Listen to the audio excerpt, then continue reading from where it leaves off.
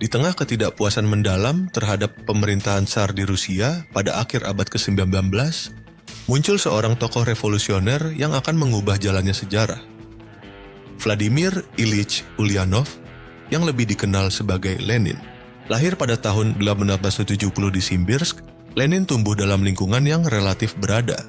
Namun, eksekusi kakak laki-lakinya karena terlibat dalam gerakan revolusioner menandai titik balik dalam hidupnya. Peristiwa ini mendorong Lenin untuk mendalami ideologi Marxis, yang menekankan perjuangan kelas dan revolusi sebagai cara untuk mencapai masyarakat tanpa kelas. Ia kemudian diusir dari universitas karena aktivitas politiknya. Lenin menghabiskan sebagian besar hidupnya di pengasingan di Eropa, mengembangkan teori-teori revolusionernya, dan membangun jaringan dengan para revolusioner lainnya. Ia percaya bahwa revolusi sosialis dapat terjadi bahkan di negara agraris seperti Rusia. Bukan hanya di negara industri maju seperti yang diprediksi Marx. Pada tahun 1917, di tengah kekacauan Perang Dunia I dan Revolusi Februari yang menggulingkan Tsar, Lenin kembali ke Rusia dengan bantuan Jerman yang berharap kekacauan di Rusia akan menguntungkan mereka dalam perang.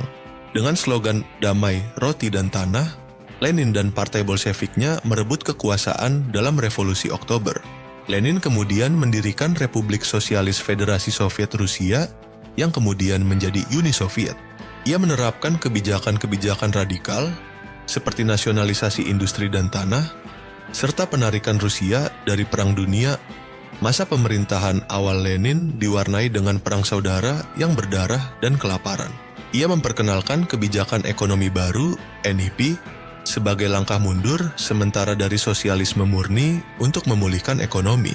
Lenin meninggal pada tahun 1924. Warisannya kontroversial. Bagi sebagian orang, ia adalah pahlawan revolusi yang membebaskan rakyat dari penindasan Tsar. Bagi yang lain, ia adalah diktator yang bertanggung jawab atas kekerasan dan penindasan. Terlepas dari kontroversi tersebut, Lenin tetap menjadi salah satu tokoh paling berpengaruh di abad ke-20, yang ide-idenya membentuk jalannya sejarah dunia.